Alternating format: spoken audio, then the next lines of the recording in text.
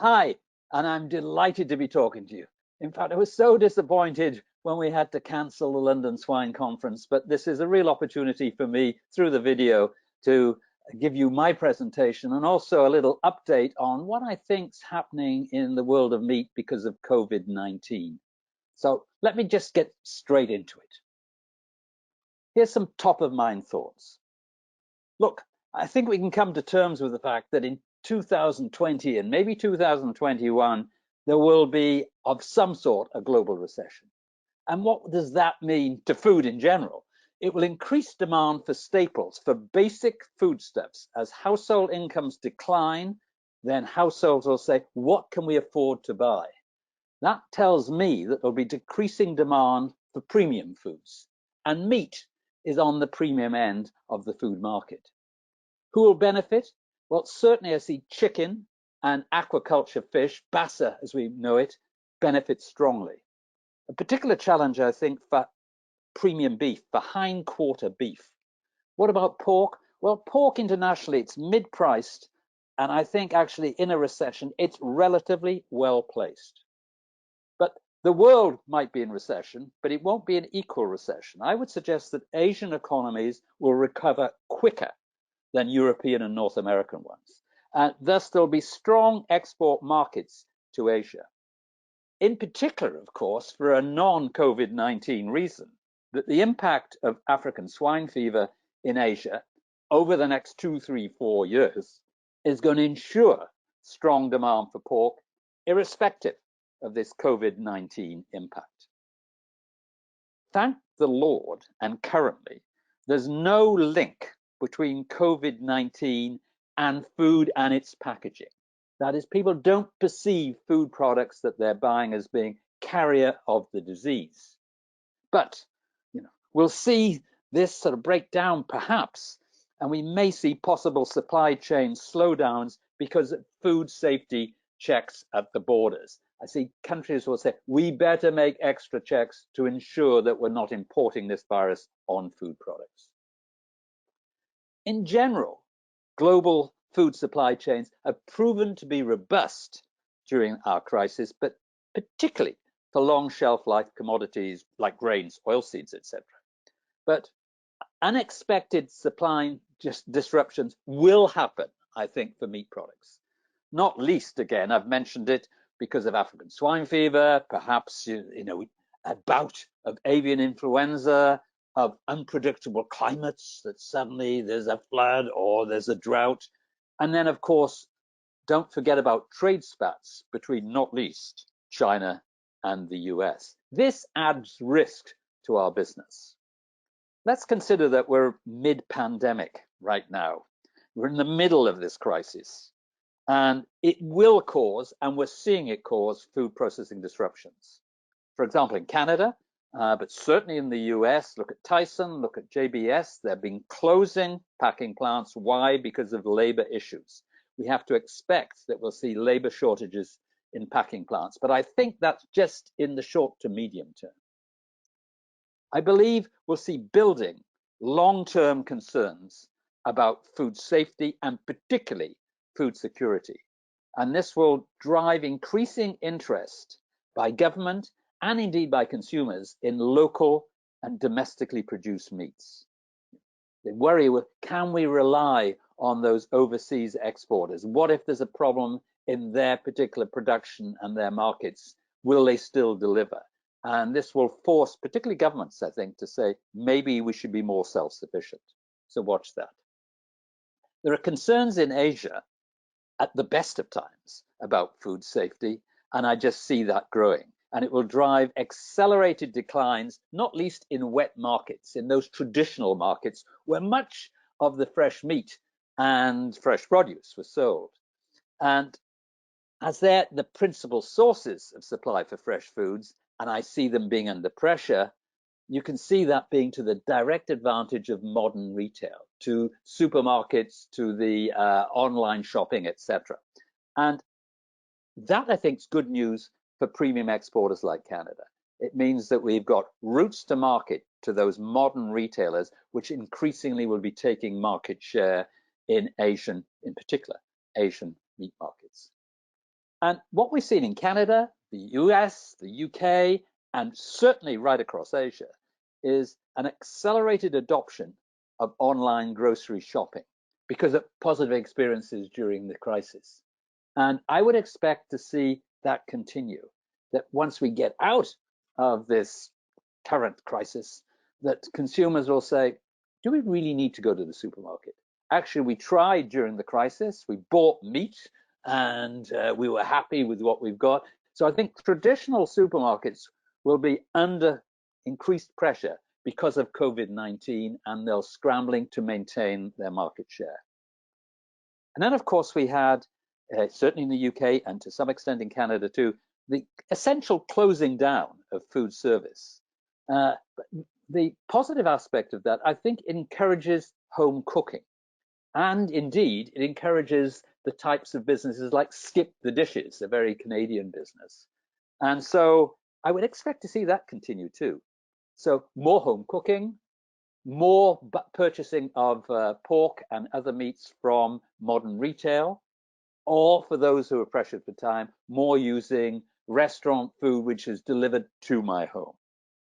And lastly, look, reoccurring coronavirus pandemics and the sort will bring, and we've seen it bring, panic buying.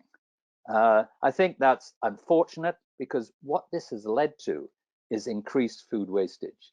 And this is something that we just can't afford to do going forward. Consumers are concerned about food wastage, but during the pandemic, they couldn't stop themselves from overbuying. I think that will maybe just sort of move away. So that's some thoughts on the COVID-19 pandemic. Now let me get right bang into the presentation I was going to give at the beginning of the month in London, Ontario. And it's looking at what I think is going to happen in the future, looking forward to the wider world of protein, of which meat, and particularly pork, is a very important part. I'm interested in what's happening in the world of protein. You're part of the world of protein. And one of the great things is that if I look around our world, that the demand for consumption of protein is growing at an astonishing rate. Over the last 20 years, globally, it's grown by 40%. And what's more, it's going to grow by another 15% over the next, 5 years. But from a consumer perspective, their sort of view of protein has expanded. And so I tend to say there's more under the protein umbrella than there was in history. We used to think of protein as being largely meat, but now actually plant-based protein is the largest single protein category. That isn't newfangled plant-based foods, it's old-fashioned plant-based foods. Take India, for example, there's 1.3, 1.4 billion people, and lots of them are vegetarian, so it's not surprising that plant-based protein is the largest protein category. Chicken, pork, fish, and seafood dominate meat categories, and actually they're doing extraordinarily well, growing very, very quickly. Meat, eggs, and dairy are in very, very healthy growth. So where is pork in the great scheme of things? Well, actually, pork is a big, strong, large protein category in itself, but it is not the size of fish and seafood. In terms of growth, growing well. The fastest growing protein category is aquaculture, although that's from a relatively low base. That's mainly in the northern hemisphere salmon, but tilapia, pangasius bassa, as we know it in Asia. Wild catch fish, slow growth, and that isn't demand-led. That's because actually we're running out of fish. And non-traditional, that's the newfangled protein, the meat, the fake meat, if you will, is showing spectacular growth, but from a tiny base. So where are the big markets? We know it's where the people are. So Asia and sub-Saharan Africa are the fastest growing regions. That's where the better part of 2/3 of the world population are based. In my own markets in Europe, we're aging, as indeed is Japan, and that's the slowest growth. Why? Because our population isn't advancing, we're getting older and we're tending to eat less. And China continues to be the world's largest total protein share and will continue to do so in the future. So moving on. Look, here we are in a hog, in a swine pork conference. So why do I start with chicken? Well, look, if I look around the global food industry, what we're seeing is this sort of astonishing appearance of business disruptors. You think of the impact that Amazon has had on the retail industry over the last 20 years. It's from nothing to everything. Supermarkets are fighting to keep up with the Amazons of this world. But it's not just Amazon. Take personal transport. Uber has sort of transformed in many parts of the world how people travel. What about hotels? Well, it took Hilton the better part of 100 years to build an empire of 4,500 hotels. It took Airbnb about 5 years to have hundreds of thousands of rooms placed on its electronic platform. But if we look at meat, what's the disruptor in the meat industry? Nothing as quick as that. But I've taken a peek at what's happened to the US meat industry over the last 60 years, and we see a disruptor there, and the disruptor is chicken. Look how chicken has grown inexorably every year to become far and away the principal meat in a country which is a serious meat-eating country. What about beef? You can see that trending down. That's the red line. Fish, really gone nowhere, up a little, but stable. And similarly for pork, actually over the last 6 years, pork has suffered, but is recovering over the last 10, 20 years. But it's all about chicken. Now, why would chicken be so astonishingly successful? I think it's sort of useful to start there and see what we can learn from a competitor point of view like pork. And look, every piece of consumer research that I have a good look at tells me that from a chicken perspective, consumers like it because it's affordable. They see it as healthy. It's great protein. It's versatile. It's very snackable. It's easy to add taste to. It carries taste well. You can eat it hot or cold. Kids like it. It's a food service favorite. In fact, McDonald's sells more chicken than beef. It's widely available. It often has local provenance, local chicken, and the products are often consumer orientated. It's, in pork, fresh pork in particular, we still tend to call pork cuts in retail by the point of anatomical origin of the carcass. That's not a chicken thing. It's chicken pieces put in consumer form. You can get a wide product range of chicken, and it has decent shelf life. And actually, it's sort of religious neutral. It doesn't really offend any particular group of people. And why I like to look at those and say, how do we in pork perform against these attributes? I put a little star where I think we are as good, if not better. Protein content and quality, probably better. I think snackable, pork is a very snackable meat, particularly in its processed form. It's easy to add taste. Of course, we eat it hot and cold. Look at the astonishing success and volume of hams. It's widely available. And yes, we can claim local provenance. It's Canadian pork. And there's a wide product range, and it's good on shelf life, but it's not good on religion. So I think there's strong competition. You can see why pork is so successful. This is a consumer checklist, but increasingly consumers actually have another view of whatever they're buying, and it's their citizen checklist. So what's a citizen checklist? They want to know, and I'll come back to this, but just to start off, is it climate friendly? Is it planet friendly? What's its greenhouse gas impact? Is it environmentally friendly? Is it sustainable? What about animal welfare? Is it human health friendly? What about antibiotics, hormones, nitrites and nitrates? Something of a challenge for us. And why do we have this citizen checklist? Why do I emphasize it? Because increasingly, particularly in higher income countries, there are eco-active consumers who are modifying their food purchases on the basis of citizen issues. And the above are citizen issues. I'll come back to it. So let's move on. Oh, by the way, I was in Canada, out west, actually, in Alberta, about a month ago, just getting breakfast in a shopping center. And I saw this in McDonald's, chicken for breakfast. Yes, please. And it reminds me, step one in looking to grow your market is to add another eating occasion. We don't want chicken being a breakfast favorite. That would be tough competition for the pork patty, I would suggest. Moving on. Okay, so I want to look about global megatrends.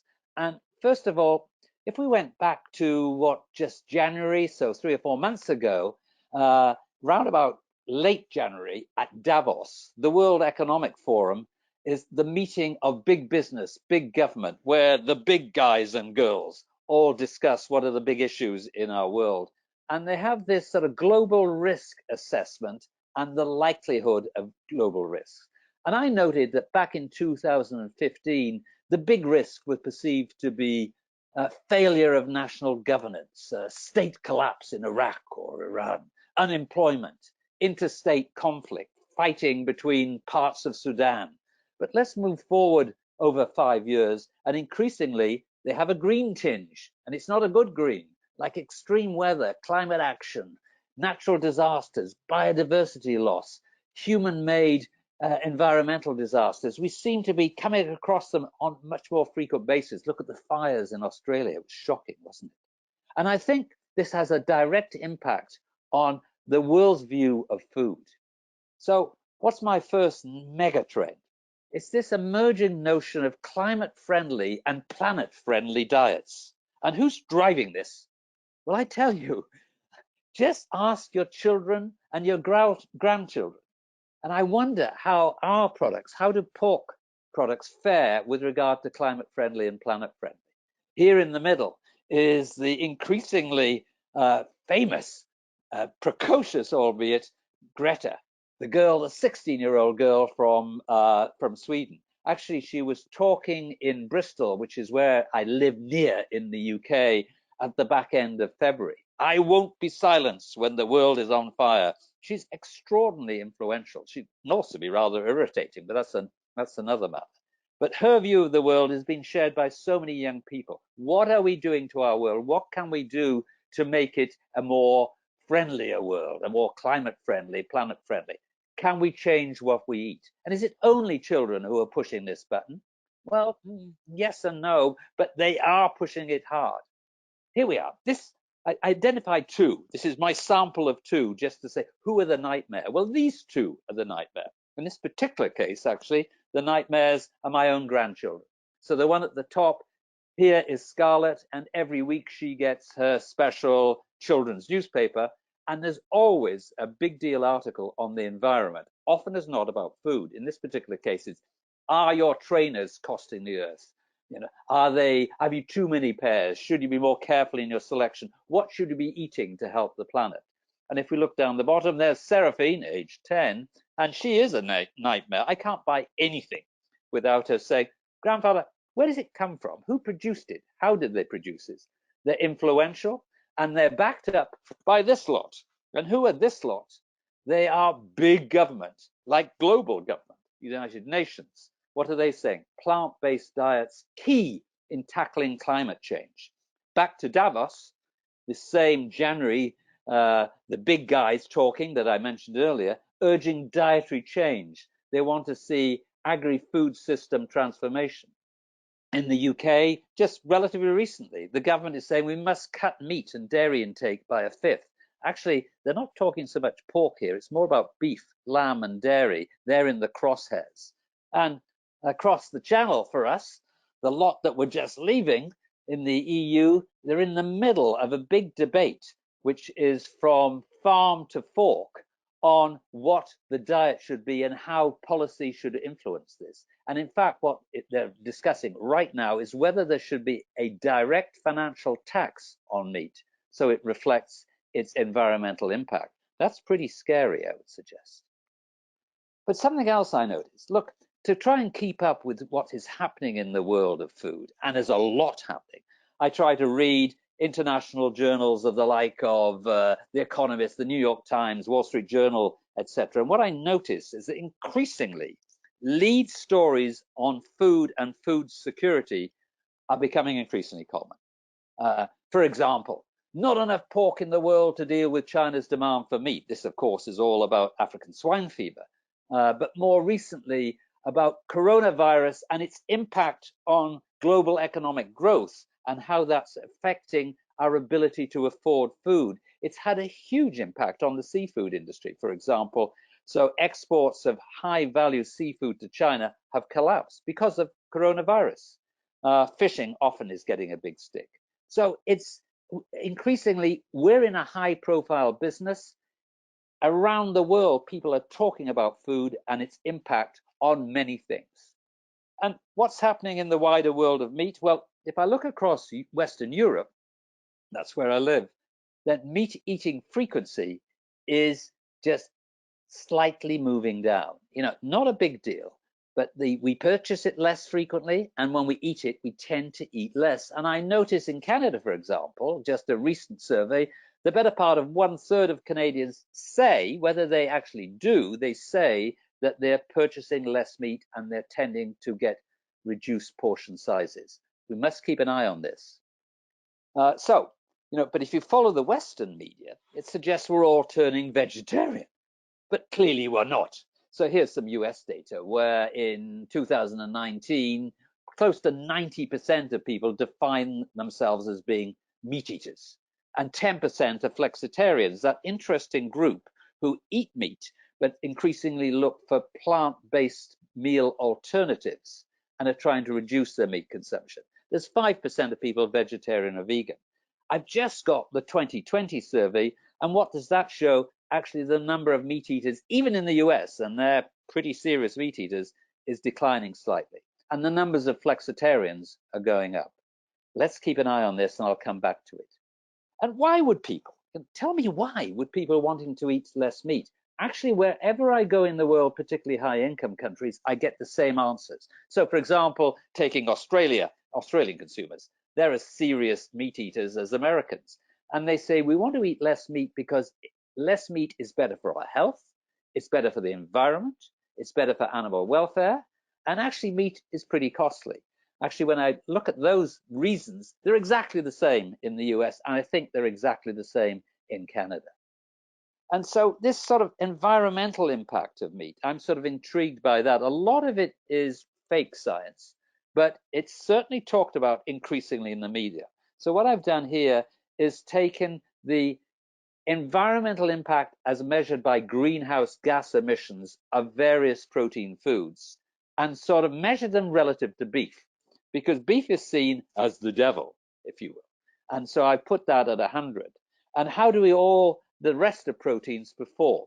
Well, actually, pork and chicken are somewhere in the middle. So they're about 1/10 the impact on greenhouse gas emissions as beef. That must be good. But actually, it's peas, beans, and nuts that are angelic, which barely have any impact on our environment. And if they do, it tends to be positive. I flag this because I think we have an issue here. We have to address it going forward. Okay, so quickly here, that if I look back over 2019, we've just left that year, what's happened across North America and Europe, it's been astonishing. This sort of movement towards plant-based foods, and particularly fake meats, if you will. And just very quickly, Carl Jr.'s Vegan Beyond Burger launched across the US. Here we are, the A&W Beyond Meat Burger across Canada. Now we're so used to it.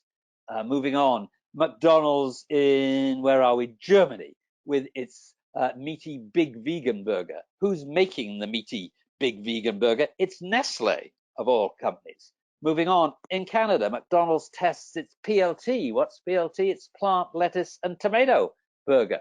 On to Burger King with its Impossible Whopper in North America. 100% Whopper, no percent beef. Wow. In Europe, it's called the Rebel Whopper. It's still Burger King. And who produces it? It's Unilever. Wow, that's Nestle and Unilever directly into plant-based meats which are competitive with our own products. Even the Colonel is going chickenless. Here's the Colonel using corn in his chicken McNuggets. Subway with its meaty vegan garlic wraps. Wow, in the UK. Martha Stewart partners with Subway Canada and Beyond Meat to launch new plant-based Beyond Meatball subs, for example. And here we are, very Canadian this, let's be conservative. Wendy's quietly adding plant-based burger to its menu in Canada. And again, McDonald's in the UK joins the veganuary craze by offering its first ever vegetarian Happy Meal for children. That's a big deal, I can assure you.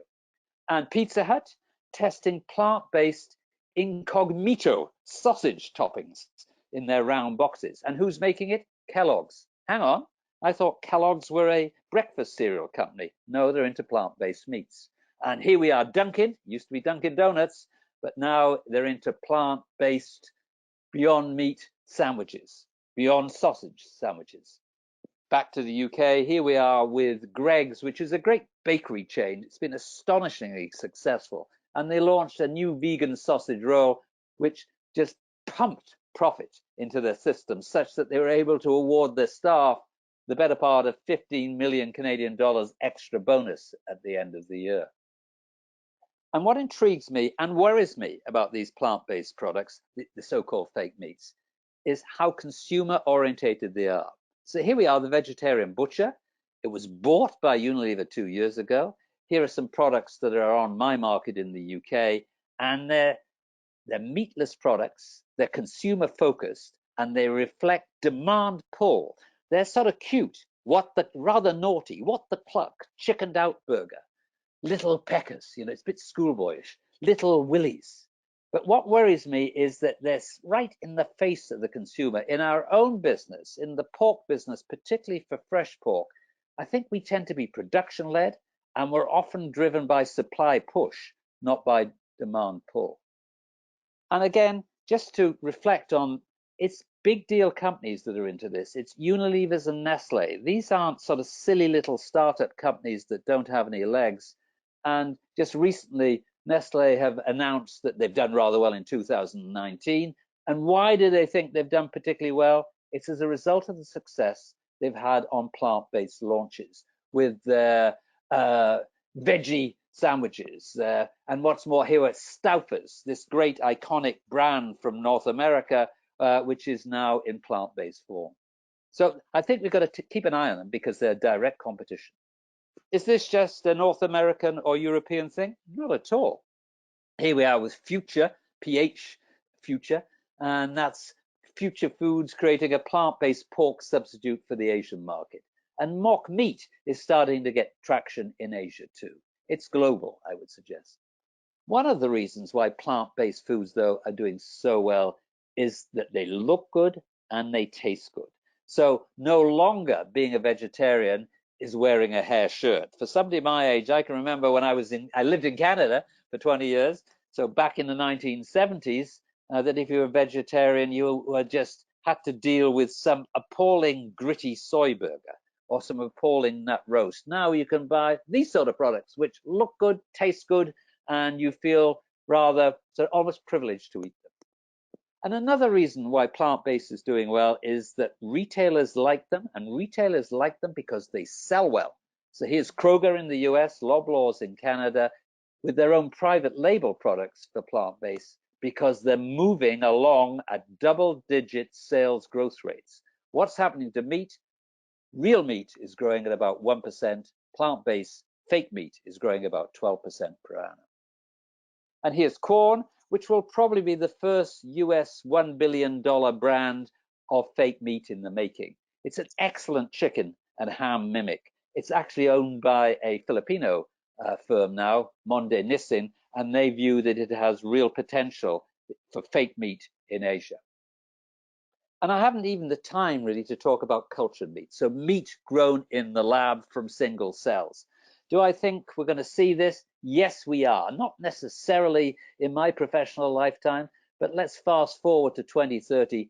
These products will be on the retail shelf, and I believe they'll be well accepted. And who's backing them? Hang on, it's Cargill, it's Tyson, it's some of the major meat companies. They know that they've got traction here. So should we panic? Well, no, but we should be aware of these new competitors but we shouldn't panic. Look, in the US, for example, the meat market is a full 50 billion. What about plant-based meat substitutes? It's less than 1 billion. So it's 2%, if you will, just roughly 2% of the overall meat market. But as I said, it is growing and it's growing strongly. So watch out for it over the next 5-10 years. And here we are with UBS. UBS isn't some silly special interest vegetarian group. It's a conservative Swiss bank. And they're saying, food revolution to drive plant-based segment to about 85 billion US dollars by 2030. So they'll be there in the marketplace. We do have to compete with them. Let's take a look at some other consumer trends. And these are global. They're just as relevant as in Canada as anywhere else. The first one is, it doesn't matter where I go in the world, people are running out of time and they're trying to optimize their time. And time optimizers seek convenience. They want to buy food products that are convenient to buy, to prepare, to eat, to consume, and to dispose. And what's more, convenience trumps health. What do I mean by that? You could have the most healthy product in the world, but if it's difficult to eat, inconvenient to buy, then they won't buy it. So it's about convenience. We have to look at our products and say, are they in a convenient form? Okay, I haven't the time to get into this in great depth, but what intrigues me, and it relates directly to convenience, is how we're shopping for food is changing.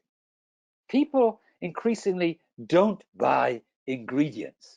In fact, anybody under the age of 30 can't even spell the word ingredient. What they want are meal solutions or snack solutions. And where are they getting them? Not from supermarkets. Typically, they'll be buying them online. And this is very youth related. Actually, in the middle somewhere there, it's the younger generations are the most frequent consumers of food prepared outside the home, with almost 3 in 10 under 30 ordering food delivery, compared to just a very, very few, 5 or 6% for those over 50 or 60. So the young are saying, why should I bother to go to a supermarket when I can just simply get on my computer, get on my phone, actually not on the computer, and relate to skip the dishes in Canada, and I'll have my snack or my meal delivered. What's more, we're seeing even fast food. McDonald's, for example, they have a very big business around the world with Uber Eats. So you don't even have to go to the Golden Arches outlet. You can just have your McDonald's delivered with Uber Eats or whatever the electronic carrier will be. But now McDonald's are having so much volume through that direct to consumer, direct to home, that they're setting up outlets which don't serve regular visitors. They are only there to produce hamburgers and related products that go directly to our homes. We're going to see more and more of that. That's going to put increasing pressure on traditional supermarkets. I think, if we went back 10 years ago, it was all about supermarkets. We were worried about their power in the marketplace. It strikes me now that their power has certainly peaked and they're struggling to maintain a place in the marketplace. And this will continue. We'll see some big players suffer here without a doubt.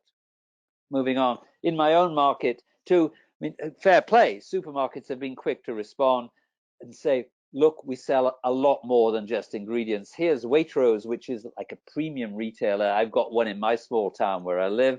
And Christmas time, we could buy Canadian dollars 25 for a meal for two at home. So that would be steak and fries with a starter, a rather nice salmon with a salmon starter, hors d'oeuvre.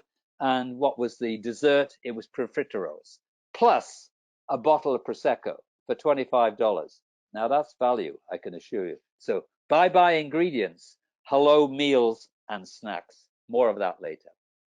Can we do that in Canada? Yes, we do it well. I was just looking at Brand Spark International. They've just announced their Best New Product Awards, and I was interested, and I thought you'd be pleased if you take the best frozen savory snacks. Who won? It was McCain's with their Meat Lovers Pizza Pockets. I'm looking for pork here, and yes, of course there is. There's processed pork in that product. Or what about a take-to-work breakfast? So something you can carry and then microwave. Here's Crave with its bacon, egg, and scramble and cheddar cheese. So again, it's not about the ingredients, it's about the finished product, the finished meal, or the finished snack. And snacks are officially really the new meals. And snacking is eclipsing meals globally. Look, nutritionists don't like this, but this whole idea of 3 meals a day is breaking apart. If you talk to those under 40, Generation Z, millennials, etc., they'll say, when do you eat? Well, when I want to eat. And that could be a mini meal. or a snack, and a snack doesn't have to be unhealthy.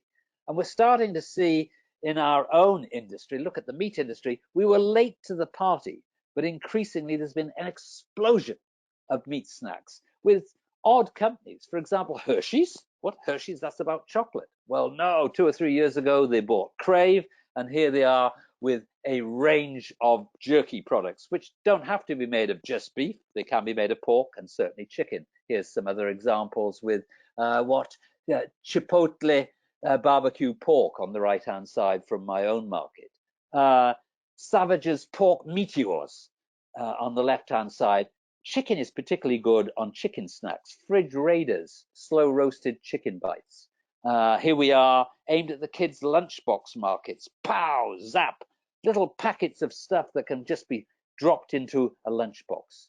And all the big players are into it. Here's Tyson's, who are much more than just chicken, but they're particularly chicken twists, chicken chips, boneless chicken wings with a WYNGZ,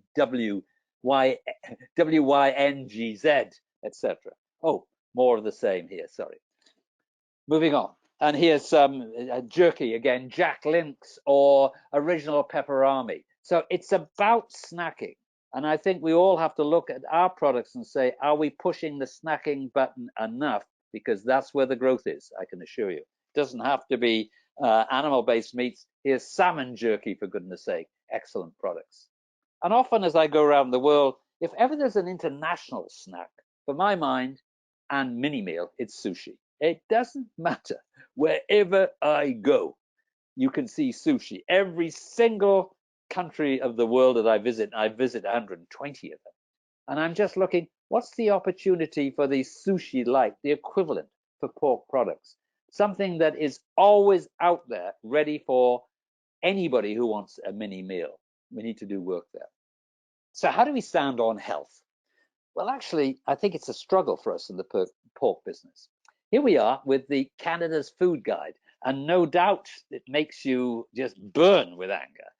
The livestock and meat guys, not well pleased with Canada's new food guide. Spot the meat. I mean, if I look up the top right, you can see little flecks of meat, hardly any pork there. And also for the dairy guys, make water your drink of choice. Moving to the US, the healthy eating plate.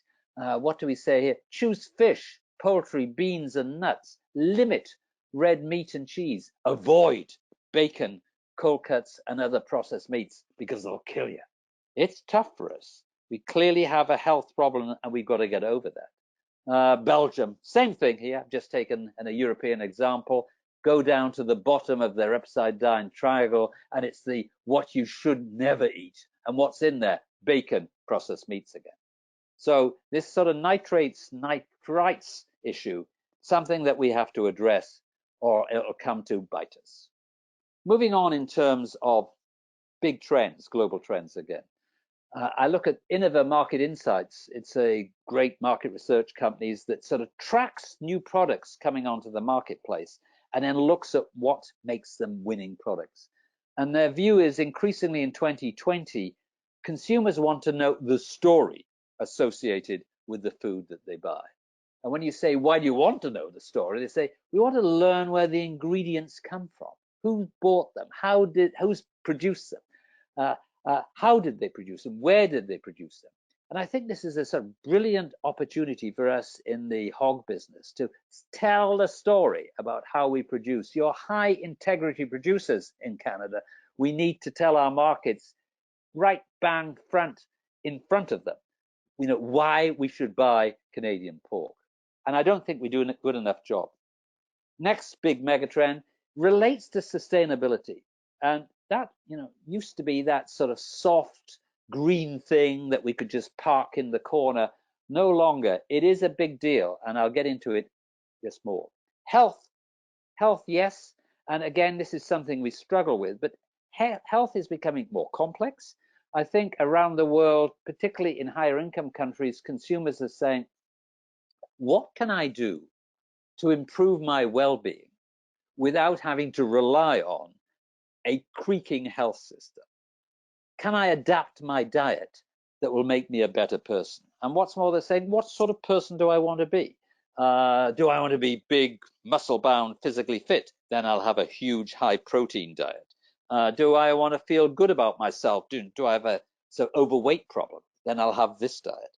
Do I want to be more sort of less stressed, more zen? Ooh, then I'll have another diet. Do I have a particular health problem, a heart problem?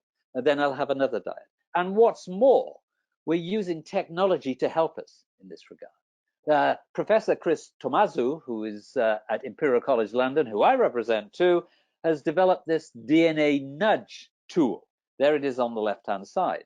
And what you do with the DNA nudge is just swab your mouth with one of those little cotton bud things that you clean ears with, and then dip it into the DNA nudge, and it reads your DNA. And then when you're visiting the supermarket, you take your DNA nudge and go beep against the UPC, the Universal Product Code, on the food product you're buying, and it will tell you whether that's a good choice for you or less than a good choice. Is this, a silly thing? Well, here I am in Oxford Street, down the bottom, DNA nudge, a high-profile store selling the DNA nudge. We're going to see more and more of this. Moving on. And what's more, health, I think we'll see more government influence. They'll be saying we need to regulate and give more guidance to consumers. And what's more, I think the private sector have picked this up. So in Europe, for example, Nestle, Unilever, the bigger food companies are saying, let's run with Nutri-Score labeling, where we'll be completely front of pack, saying exactly how this product performs on a number of nutritional criteria. But what intrigues me is what I see coming too is if that's the Nutri-Score, I see an Enviro-Score. And very soon we'll see a requirement that on each food product we will tell the consumer about how that food product scores on its impact on the environment. And I wonder, is that an opportunity for us in pork, or is that a threat? Or maybe it's both. But don't think this is pie in the sky, because it's already happening. In Europe, Tesco, the big, the Loblaws equivalent, if you will, in the UK, is working with the World Wildlife Fund, the panda lady, on a climate-friendly score and traffic lights on their food products. Quorn, I've mentioned it already, which is a mimic meat, is already putting its carbon footprint on the front of its pack. Here's Oatly, which is an oat-based drink, doing exactly the same. It's coming our way. How will we look from a pork perspective? And I mentioned earlier, we have this sort of movement. There are those around the world who are eco-actives. These are consumers who increasingly modify their food purchases based on their view of the impact of whatever they're buying will have on the environment. And this is linked very closely, it's correlated highly with income. That more income you've got, the more likely you are to be more careful about your purchases, particularly as they relate to the environment. Canada isn't on this because we haven't finished the research, but you can see in Europe, in the middle, that something like 20% of Belgians, Swedes, Danes, Brits, French are concerned to an extent that they will make changes to their food consumption behavior. Austrians and Germans are much higher.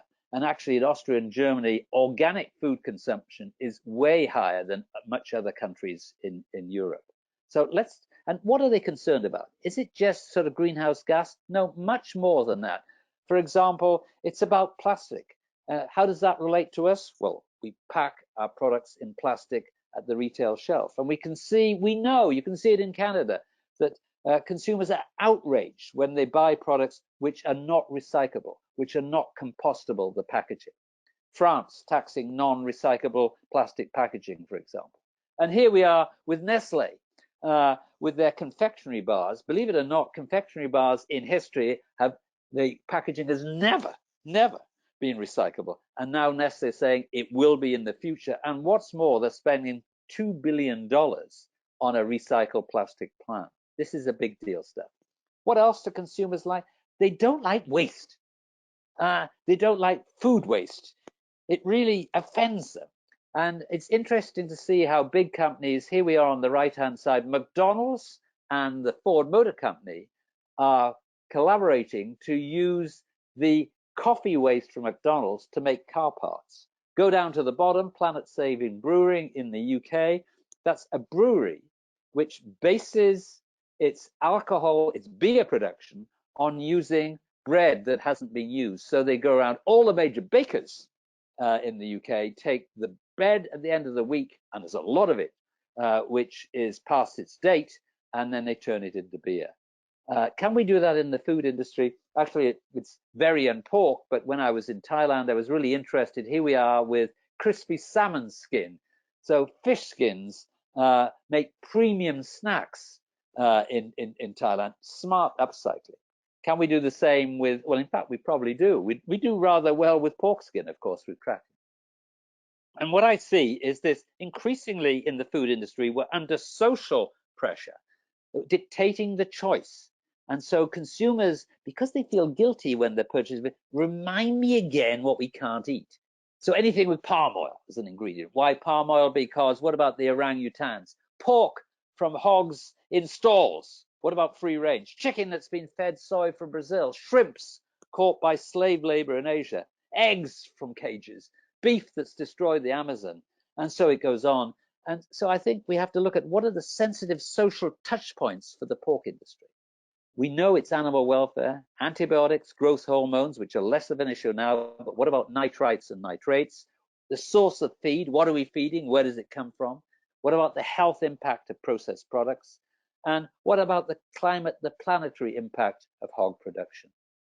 And look, consumers around the world, but particularly in high-income countries, and not least in Canada, want to know, where does the food come from? We want to look down that supply chain. We want to see a transparent supply chain and one that is traceable.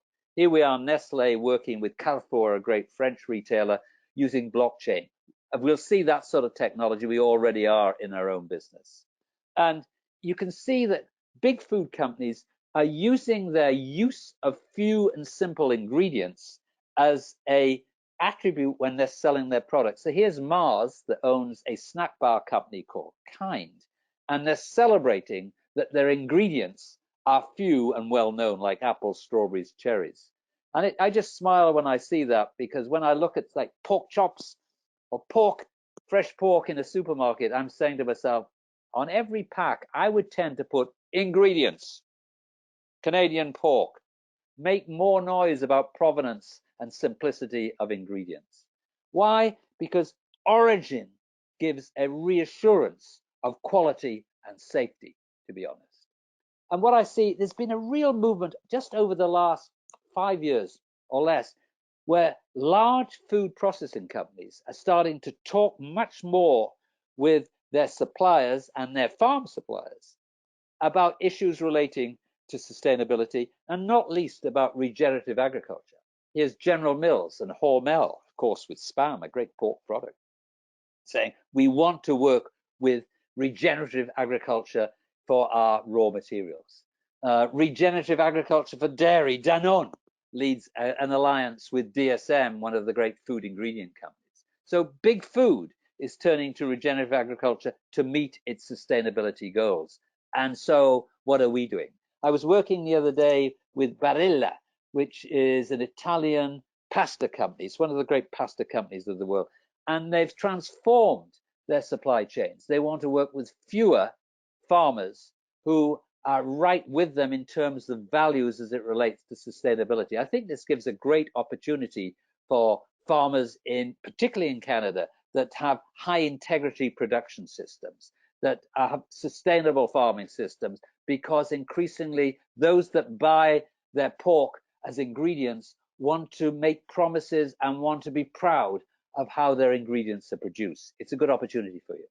And look here, particularly in pork, here's Danish Crown from Denmark. They must be, I think, probably the largest pork exporters in the world. They're not the largest pork company, but the largest exporters. And they're unveiling a new brand identity, which is just covered in sustainability.